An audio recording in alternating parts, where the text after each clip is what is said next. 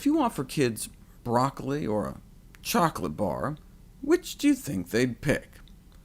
A study showed 4 out of 5 picked the chocolate. OK, but how proud are the parents of the kids that chose the broccoli right now? But what if you put an Elmo sticker on the broccoli? When an Elmo sticker was placed on the broccoli, it was half and half. 50% chose the broccoli. It works in schools, too. A picture of SpongeBob saying, "Got beans," and 37% more boys, 17% more girls chose green beans. One little sign, and kids were eating significantly more vegetables.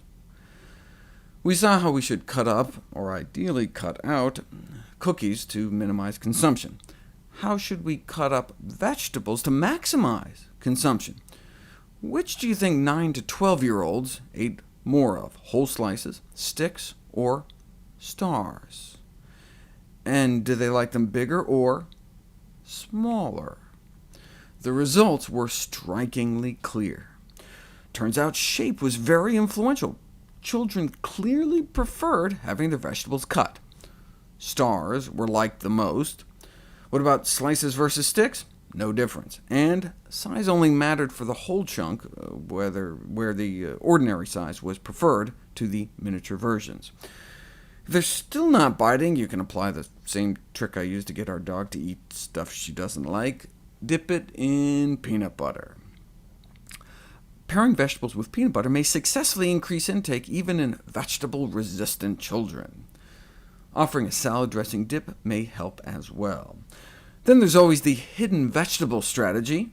In the present study, broccoli, cauliflower, tomato, squash, and zucchini were covertly added to familiar entrees, so the appearance, flavor, and texture of the original recipes were maintained, like pureeing vegetables into a pasta sauce, and families weren't the wiser. This shouldn't be the only way, though. Covertly incorporating vegetables into foods can have a beneficial effect on children's vegetable intake, but it should not be the only way the vegetables are served to children. Because the liking of an originally disliked vegetable can be increased through repeated exposure, it's important to use several strategies to ensure that children experience different forms of vegetables, especially whole vegetables, because they're not going to live at home forever. Worst comes to worst, you can make a video game.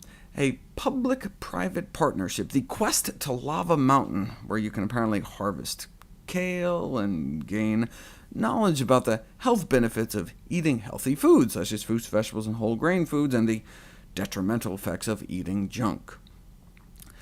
What may be the best way, though, to get kids to eat more fruits and vegetables? This study looked at all sorts of parenting styles. Should you pressure them? Should you lay off? And what was the most important factor? The results indicated that the most important predictor of children's fruit consumption was, wait for it, the parents' consumption, and pretty much the same with vegetables. If we want our kids to eat healthy, we have to model healthy behavior. The researchers conclude that in order to try to increase children's fruit and vegetable consumption, parents should be guided to improve their own darn diet first.